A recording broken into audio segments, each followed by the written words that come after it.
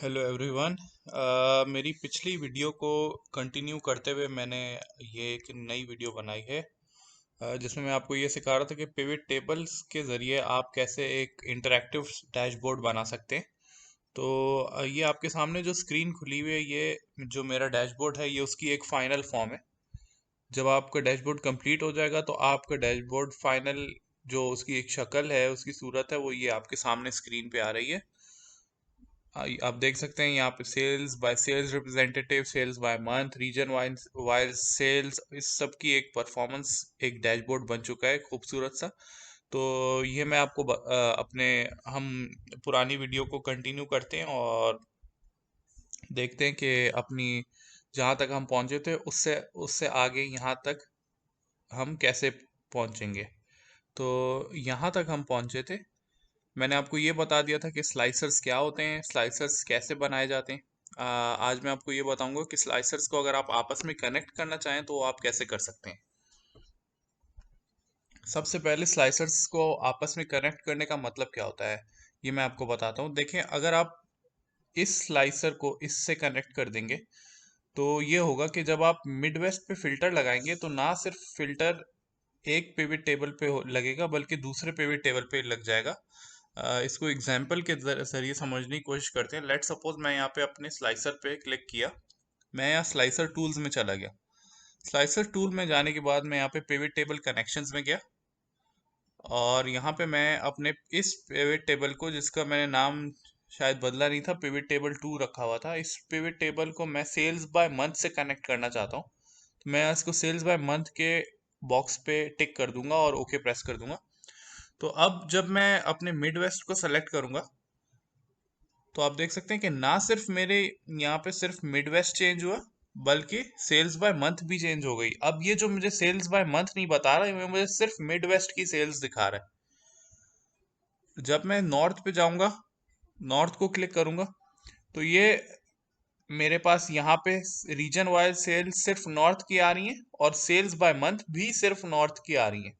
तो इस तरह ये जो मेरे आपस में दोनों स्लाइसर्स हैं, ये और रीजन वाला और सेल्स बाय मंथ वाला, ये दोनों आपस में अब कनेक्ट हो चुके हैं।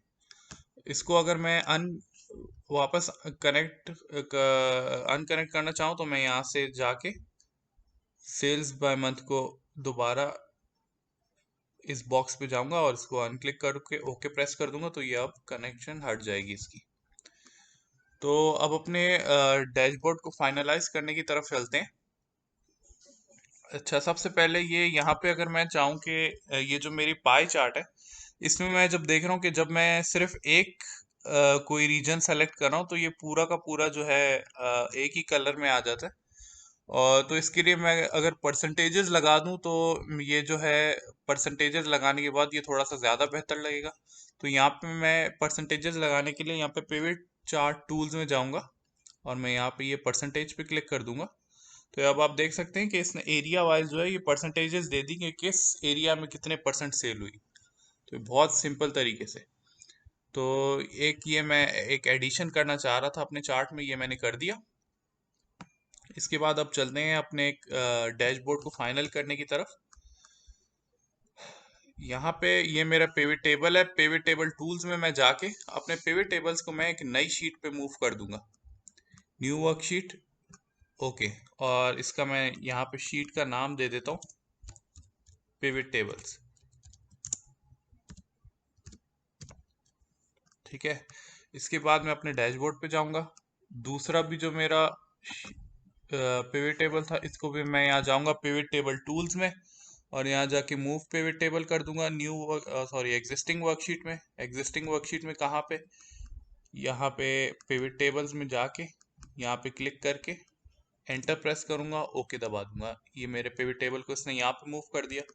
अब वापस आए हम पिवट टेबल्स सॉरी डैशबोर्ड पे और अपने आखिरी जो हमारा पिवट टेबल था उसको भी हमने मूव कर दिया। यहाँ आए पिवट टेबल टूल्स में और पिवट टेबल टूल्स में आने के बाद मूव पिवट टेबल करके एग्जिस्टिंग वर्कशीट बटन प्रेस कीजिए। पिवट टेबल्स में आइए, यहाँ पे कहीं पे भी सेलेक्ट करके एंटर प्रेस कीजिए। तो ये लोकेशन वो सेलेक्ट कर लेगा। या आपने अब अपने तीनों पिवट टेबल्स को एक जगह पे मूव कर दिया।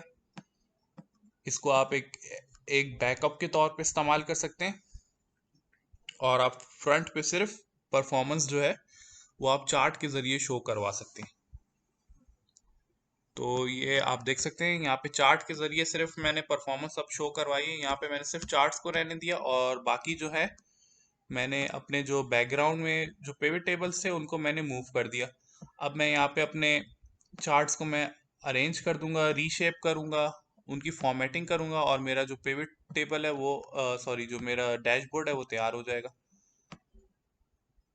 ये एक बहुत सिंपल सा डैशबोर्ड है, बिल्कुल बिगनर लेवल का। और इसके अलावा भी आप इसमें बहुत फंक्शंस हैं। इसमें जितना आप डीप जाना चाहें इसमें आप जा सकते हैं। इसमें बहुत कुछ हो सकता है। तो ये आप खुद भी ट्राई कीजिएगा, और कोई क्वेश्चंस वगैरह हो तो काइंडली कमेंट में ज़रूर पूछ लीजिएगा। ये मैं अपने स्लाइसर्स को रीशेप कर रहा हूँ। ठीक है,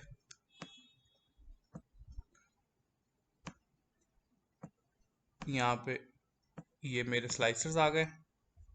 ये मेरा ऊपर सेल्स बाय मंथ आ गया, सेल्स बाय सेल्स रिप्रेजेंटेटिव आ गया। अब मैं इसी तरह ये मेरा एक प्रेजेंटेबल सा एक मेरी रिपोर्ट बन गई। इसको मैं रीसाइज कर लेता हूँ। इसको मैंने रीसाइज कर दिया।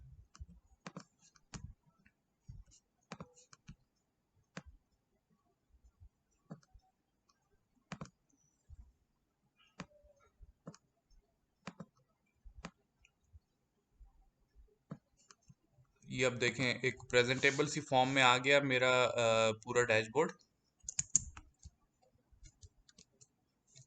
ठीक है, यहाँ पे मैं एक हेडिंग दे देता हूँ।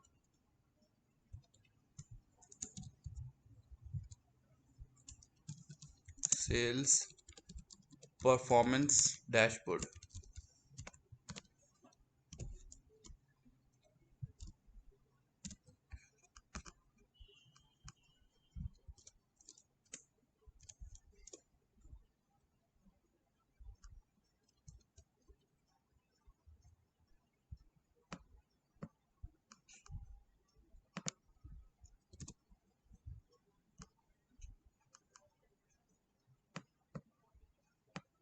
ठीक है, और इसको मैं अपने हिसाब से कलर कर देता हूँ। ठीक है, ये अब मेरा जो डैशबोर्ड है यहाँ पे ख़त्म हो गया। यहाँ पे मैं एक पेज ब्रेक लगा देता हूँ। ठीक है, तो अब जब मैं इसको प्रिंट भी करूँगा तो इसका प्रिंट प्रीव्यू भी ऐसा ही आएगा। ये देखिए, ये मेरा सेल्स का जो डैशबोर्ड है वो डैशबोर्ड कंप्लीट हो चुका है। अब आपको ये प्रेजेंट करने, अगर इसको आप रीसाइज करके एडजस्ट भी कर सकते हैं। ये 80% में मैं इसलिए लाया हूँ ताकि ये आपको पूरी एक स्क्रीन सामने नज़र आ सके। तो अब ये देखिए, ये आपका एक डैशबोर्ड खूबसूरत सा तैयार हो चुका है, एक सिंपल सा। अब आप इसमें इसको कभी भी प्रेजेंट करना चाहें आप कर सकते हैं। आपसे कोई भी पूछे ड्यूरिंग द प्रेजेंटेशन कि आप ये बता दीजिए कि मिड वेस्ट में कितनी सेल हुई है, आप सिर्फ मिड वेस्ट को सेलेक्ट कर लेंगे, यहाँ से आप कर सकते हैं। इसके अलावा आप चाहते हैं कि आप इन दोनों स्लाइसर्स को कनेक्ट कर लें। आप ये चाहते हैं कि मुझे ये पता चल जाए कि सेल्स रेप और सेल्स किस रिप्रेजेंटेटिव ने किस रीजन में कितनी सेल्स की हैं। आप यहाँ पे सिंपली जाइए स्लाइसर्स टूल में जाके इन स्लाइसर्स को आपस में कनेक्ट कर दीजिए। इसको आपने सेल्स बाय सेल्स रिप्रेजेंटेटिव से इसको आपने कनेक्ट कर दिया। अब आप मिड वेस्ट को क्लिक करें तो, और तो ये आपको ये बता देगा। अब जैसे आपने मिड वेस्ट पे क्लिक किया या आपने नॉर्थ पे क्लिक किया तो आपको ये बता देगा कि नॉर्थ रीजन में सारे सेल्स रिप्रेजेंटेटिव ने कितनी सेल की सिर्फ नॉर्थ में। ईस्ट में आप करना चाहें नॉर्थ ईस्ट में तो आपको ये बता देगा कि नॉर्थ ईस्ट में कितनी हुई है। आप साउथ ईस्ट में करना चाहें तो ये आपको साउथ ईस्ट में बता देगा कि सारे रिप्रेजेंटेटिव ने मिला करके कितनी सेल की है। यहाँ पे अगर आप इसको फिल्टर आउट कर दें, और अब आप ये देखना चाहते हैं कि मार्च में कितनी सेल हुई है तो ये आपको मार्च में बता देगा। लेकिन हाँ, आप ये जानना चाहते हैं कि मार्च के महीने में इस किस कौन हर रीजन वाइज मुझे सेल्स चाहिए, तो मैं इसका स्लाइसर पिवट टेबल कनेक्शन में जा करके अपने पिवट टेबल 2 से कनेक्ट कर देता हूँ और ओके प्रेस कर देता हूँ। अब मैं देखना चाहता हूँ कि यार मार्च में मेरी कितनी सेल हुई है। तो ये मार्च की इसने टोटल सेल भी बता दी और यहाँ पे इसने मुझे ब्रेकअप भी दे दिया कि किस रीजन वाइज मेरी कितनी सेल हुई है। अब यहाँ से आपको याद होगा मैंने यहाँ पे टोटल वगैरह हटा दिए थे जस्ट प्रेजेंटेशन को बेहतर बनाने के लिए। तो आप यहाँ पे चाहते हैं कि टोटल भी मुझे पता चलता रहे कि टोटल सेल का कितना है, तो आप यहाँ पे जो है दूसरा कॉलम यहाँ पे रहने दीजिए। आप सेल्स का वो ना हटाएं तो आपको ये पता चल जाएगा कि टोटल फिगर, एग्जैक्ट फिगर जो है सेल्स की वो कितनी है, आप ये भी पता लगा सकते हैं। और आपको सिर्फ ग्राफिकली प्रेजेंट करना है तो ये आप ग्राफिकली प्रेजेंट कर सकते हैं। तो that all depends on your own choice. तो ये एक पिवट टेबल था। उम्मीद करता हूँ आपको ये डैशबोर्ड पसंद आया होगा और आप इसको और एडिट करके और भी बेहतर बना सकते हैं। तो